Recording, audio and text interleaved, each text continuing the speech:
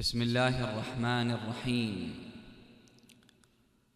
الحمد لله مالك الملك مجري الفلك مسخر الرياح فالق الإصباح ديان الدين رب العالمين، والصلاة والسلام على نبي هذه الأمة وإمام الأئمة سيد أنبياء الله محمد. اللهم صل على محمد وآل محمد وعلى أهل بيته الطيبين الطاهرين المعصومين المكرمين، سيما بقية الله في الأراضين وحجته على الخلائق أجمعين، الحجة ابن الحسن فداه أرواح العالمين. اللهم وصل على علي أمير المؤمنين ووارث المرسلين وقائد الغر المحجلين، وليك وآيتك الكبرى والنبأ العظيم. Today I'm here to share with you few stories and fables from the life of Imam Ali alayhi salam. And the aim is to rekindle our relationship with this great man. When we get to know him better, we will fall in love with him. We will strengthen our bond with him. And once this happens, we'll embrace him, follow him, imitate him. Because it's all about love. Love is so powerful. A lot of people talk about love, but the difference between us and everyone else is we emphasize the importance of who to love. Love is not just an abstract notion or a hollow concept. It has implications. Who to love, how to love, and what does it entail to love whom we should love. وهل الدين إلا الحب والبغض. Imam Sadiq alayhi salam says it's all about love. إن كنتم تحبون الله فاتبعوني يحببكم الله. If you love God, then follow me. As if when you love God, then you will develop a relationship with His messenger and then start to follow him. But the question is, we have no control over our hearts. We can't direct our hearts to love or hate. There are certain characteristics and traits, if present in a person, your heart will automatically fall in love with that person. This is why we're here today to speak about some of the features of Amir al-Mu'mineen. And if we were to introduce Amir al-Mu'mineen to the world, everyone would fall in love with him. The Prophet ﷺ in an authentic hadith. And when I say authentic, I mean scholars spend years of their lives to filter out the weak, non-authentic hadith and to establish the authenticity of a narration. They study the chain of narrators one by one, examine their lives, who they were, how they behaved, who vouched for them, before they say that this narration is authentic and that the chain of narrators are truthful people. If there is someone that is not known in the chain of narrators, no one has talked ill of that person, no one has vouched for that person, the scholars wouldn't take that hadith as an authentic hadith. So this hadith narrated by the Prophet is an authentic hadith.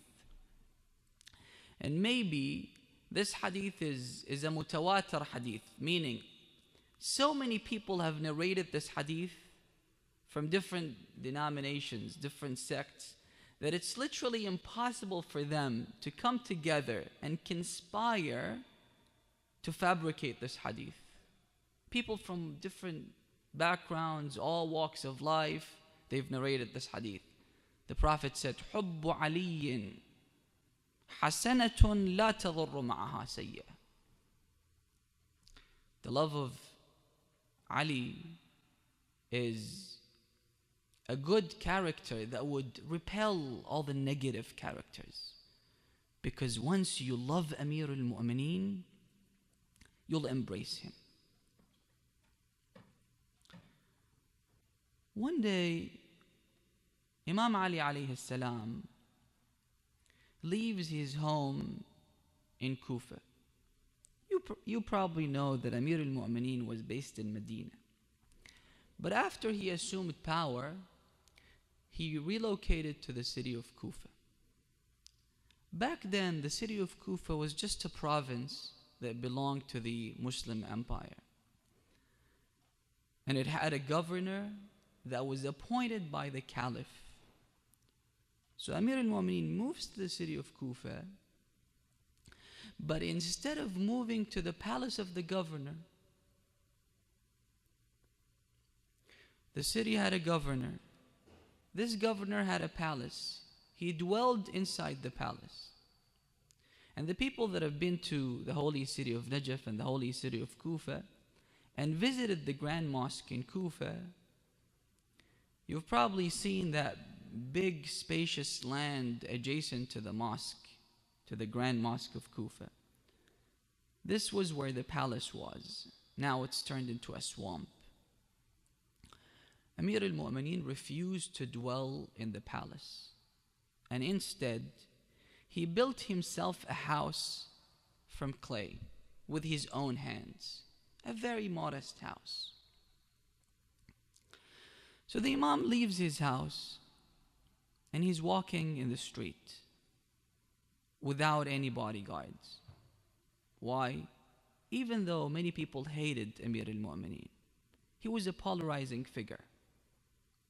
But not because he had wronged them, not because he had done any injustice to them, but for other reasons. So even his enemies respected him. قال عدلت فاطمأننت. You know why we see some politicians or rulers, they're so heavily guarded? Because they've killed a lot of people. And a murderer should expect to be murdered. That's why we see in some countries, their rulers, they have a motorcade of 100 cars, all bulletproof. People like Saddam used to travel with hundreds, if not thousands of bodyguards. And sometimes out of paranoia, he would use a different route and ride another car in secrecy so that people wouldn't know that's him. Because chances are they might target his car because he has killed millions of people, displaced millions of people. He should expect that. But with Amir al-Mu'mineen, he doesn't want any bodyguards because he's a just person. He hasn't wronged anyone. You might say that eventually he was assassinated. Yes, he was. And he told his killer, Ibn Muljam, أَبِئْسَ الْإِمَامْ كُنْتُ لَكَ. Did I do any evil? Did I ever wrong you, Ya Ibn Muljam? He said, أَفَأَنْتَ تُنْقِذُ مَنْ فِي النَّارِ يَا عَلِي. It's not because of you. I'm going to hell anyway. It's because of me. I'm an evil person. And Amir al-Mu'mineen used to wear modest clothes. In fact, when he entered the city of Kufa, he was greeted by thousands of people. Back then, the population of the city of Kufa was around 4 million people. So they came to greet the new caliph. The Imam came, he delivered a very beautiful sermon. He said, Ya Ahl al-Kufa, I am entering your city with only a garment that covers the upper part of my body, and a garment that covers the lower part of my body, like two towels, like ihram. And my sword and my mule, the one that I'm riding on. If I left your city or departed this world with anything more than what I have right now, what I possess right now, consider me a traitor, someone who has betrayed your trust. He's setting a precedent for himself and for the people that would come after him, and anyone that wants to preside and rule over the Muslim nation. And look at the disparity between how Amir al-Mu'mineen ruled and how people are ruling today. You wouldn't find a ruler in any part of the world that was like Amir al-Mu'mineen alayhi salam. So just the rida and the izar. And if someone comes to ask him a question and walk with Amir al-Mu'mineen, he would stop, answer his question, then would walk alone. He doesn't want to walk with an entourage. He doesn't want to feel like he's the ruler. He's the president. Modest clothes, modest shoes, and wants to walk alone because he wants to be approachable. He wants to be accessible. He wants everyone, the poorest subjects in his kingdom, to be able to have access to him, to approach him. In fact, he wanted the poor ones, the people who had nowhere to go, to be able to approach him, to seek help from him.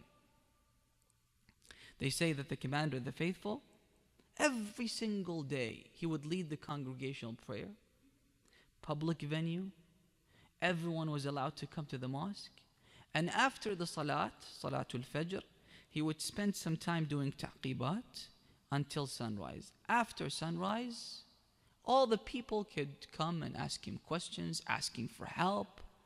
And a lot of beggars would come and beg him for money. Public access to Amir al-Mu'mineen. While in the world today, the more important you get, if you climb the ladder of success, the harder it will be for people to have access to you, to approach you. But Amir al-Mu'mineen wasn't like that. He wouldn't wear anything intimidating. He wouldn't walk with people so that people wouldn't be able to come and ask him questions. Absolutely not. Because he wouldn't rely on worldly factors. He would rely on Allah subhanahu wa ta'ala. One day, the commander of the faithful met with someone. People didn't know who that man was. That man said to the Imam, Ya Amir al-Mu'mineen, ما أحسن تواضع الأغنياء للفقراء. Isn't it nice when rich people, affluent people who are wealthy, would show humility towards poor people for Allah subhanahu wa ta'ala? Isn't it nice? Amir al-Mu'mineen said, what's nicer and what's better is تيه الفقراء على الأغنياء اتكالا على الله. Is when a poor person becomes arrogant when he or she sees a rich person. Because naturally we are dispositioned to respect people with wealth. Hey, Bill Gates just came inside this hall. Everyone would get up. Everyone would respect Bill Gates because of his wealth. Amir al-Mu'mineen says that if you're a poor person, then you should feel confident, not in yourself because you don't have anything to rely on, but rely on Allah subhanahu wa ta'ala. Don't stand up for this rich person. Because if you stand up for him, you're standing up for his money, and his money is worthless. Have confidence in God. So Amir al-Mu'mineen wouldn't walk in the street arrogantly. وَلَا تَمْشِ فِي الْأَرْضِ مَرَحًا. He was a walking, talking Quran. Some people, they become confident relying on their degrees, on their credentials, on the position that they hold. And that's wrong. Why? Because once this position is taken away from you, once these credentials or the ilm is taken away from you, because this can happen, you will lose all the respect because you relied on this for respect. I remember there was a minister in Iraq. He was a nobody before he was appointed as a minister. After he became a minister, he became so arrogant. He wouldn't walk alone, even when it was safe to do so. And whenever he talked, as if it was the ministry talking. Then after a while, he was sacked. I saw him, and he seemed to me like a woman who was once super beautiful, and she relied on her beauty. Now she's old and frail. She feels ashamed of herself when she sees herself in the mirror. He relied on his position. Now the position is gone. So you rely on Allah subhanahu wa ta'ala. The confidence comes from Allah subhanahu wa ta'ala. Never have confidence in your own strength, because your own strength can fail you. So Amir al-Mu'mineen is walking the street when all of a sudden he sees a young lady who was sitting on the side of the road and was crying. Broken-hearted, crying young lady. Amir al-Mu'mineen himself goes towards that lady. Now, Amir al-Mu'mineen had all the credentials and praises from whom? From Allah subhanahu wa ta'ala, from the Prophet. Hundreds, if not thousands of traditions praising Amir al-Mu'mineen alayhi salam. So he wasn't expecting that woman or the people who were there to praise him in helping that lady. Absolutely not. And he was the ultimate king, the ultimate ruler of the Muslim world. In the world today, why do politicians, your local MP or local congressman, would help you? Because they expect you to vote for them in the next election. That's why when you visit them and ask them for help, they first of all verify if you're a constituent, if you can vote for them. If you can't vote for them, they tell you to go to the congressman of your district. They wouldn't help you, because they either do it for fame or they do it so that you would vote for them. And by voting for them, they get all the money, they get all the fame, they get all the media attention. But when you help someone and not expect anything in return, that's the best form of charity. To help someone and not expect anything in return. And that's something very difficult to do. Imagine you want to help someone, like give him financial help. When you give that money to them, they are naturally dispositioned to like someone that helps them, right? So how about if you wire the funds secretly without knowing what the source of the money was? It's very difficult because you're not getting any credit for it. Even if you're doing it for God, but you still feel happy when they're happy and know that you gave them the money. But if you do it in secrecy, no one's going. You made them happy, but they won't know it was you. So Amir al-Mu'mineen wasn't expecting anything because he wasn't in need of her help. Sometimes you help someone and say to yourself that one day they might help me. His father is an important person. You know, he belongs to a famous tribe. They might help me if I help them. But Amir al-Mu'mineen was the ultimate king, and no one was able to bring him down. Because back then, you pledge your allegiance to the Khalifa, that's it. He doesn't expect anyone to vote for him because he doesn't need people's votes. He approaches this woman. And you know, when a woman's heart is broken, it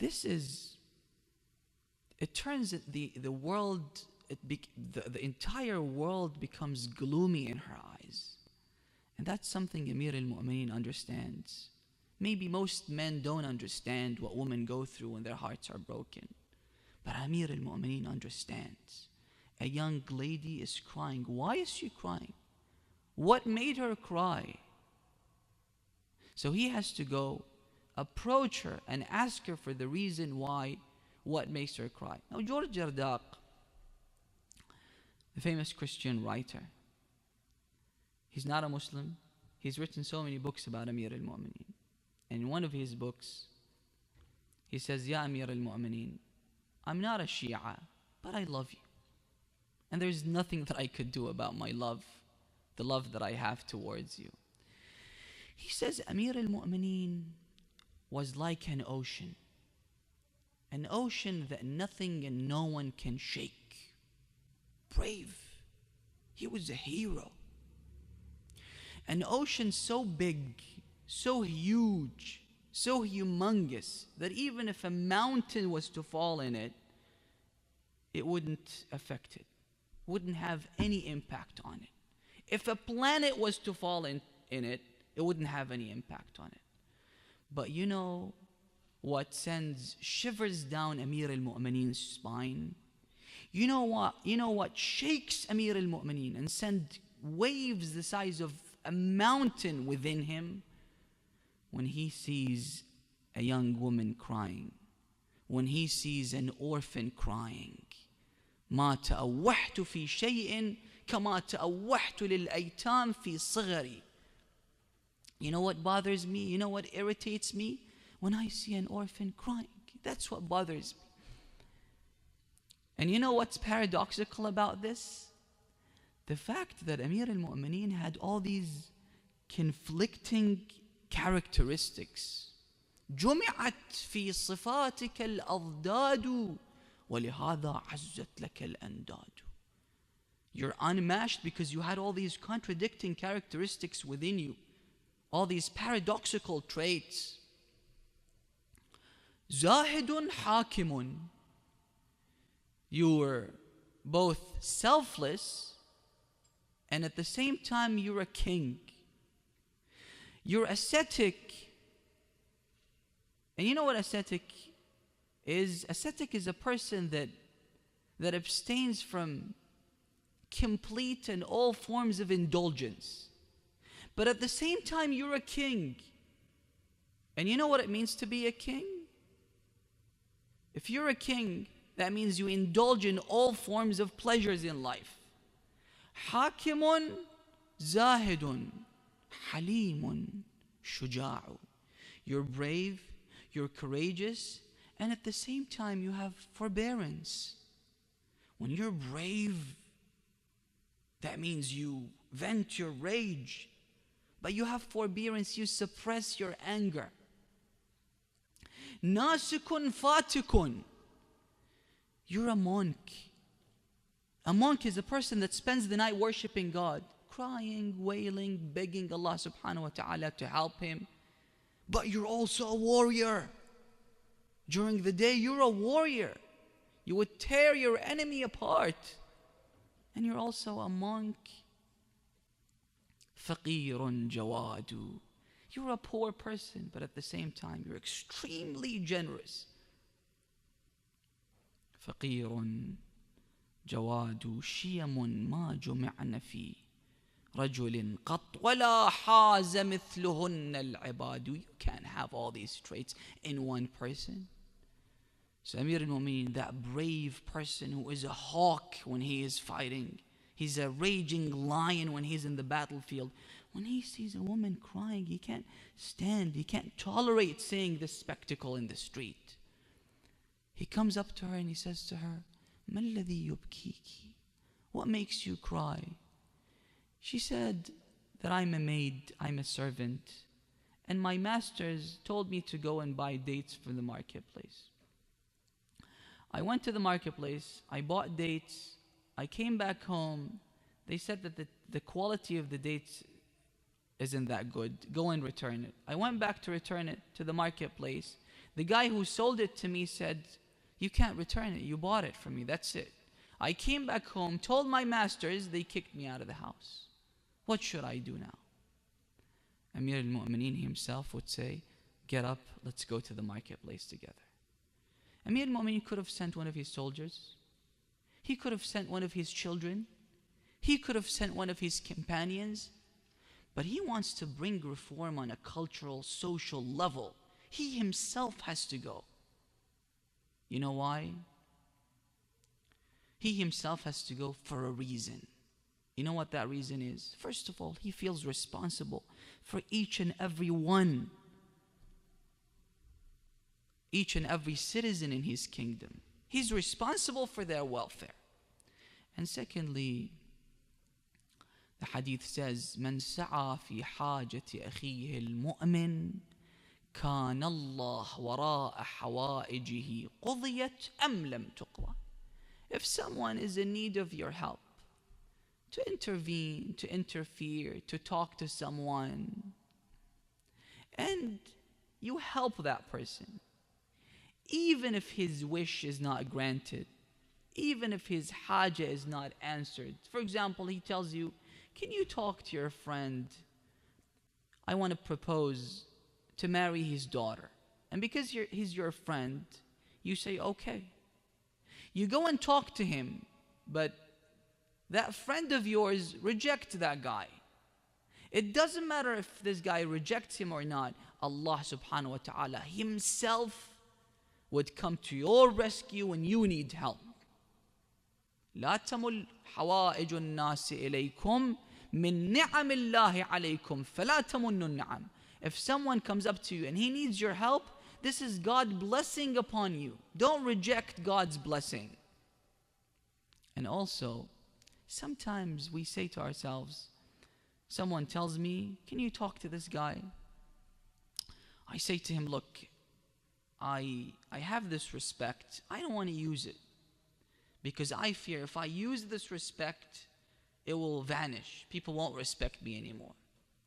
Ironically, the hadith says, Zakatul Jahi badluh.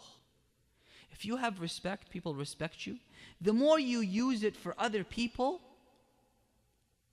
Allah subhanahu wa ta'ala will increase it, will give you more respect.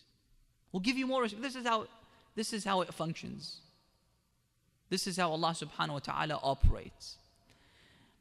My father says that the first time I met with Imam Musa Sadr in Lebanon, he said, I went to visit him in his office. He sat on a chair, and beside him there was a phone. He said people approached him for their hajat, for their needs.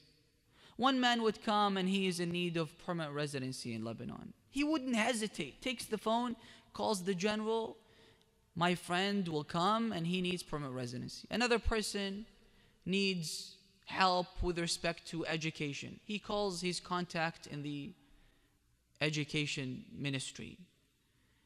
Someone is in need of another type of help. He would do everything he can, anything at his disposal, use all his friends, all his contacts. He said, I came up to him. He didn't know me. It was the first contact meeting that I ever had with Sayyid Musa Sadr. I said to him that I need to get a visa to go to Kuwait. He said, okay. He wrote a letter to the Kuwaiti ambassador in Beirut. I took the letter, went to the embassy. When the ambassador realized that I have a letter from Imam al-Sadr, who is highly respected, he himself came and he received me and he sat with me. I said, I have a letter from Sayyid Musa Sadr. He opened the letter. He said, what do you need? I said, doesn't the letter mention what I need? I said, I need a visa. He said, no.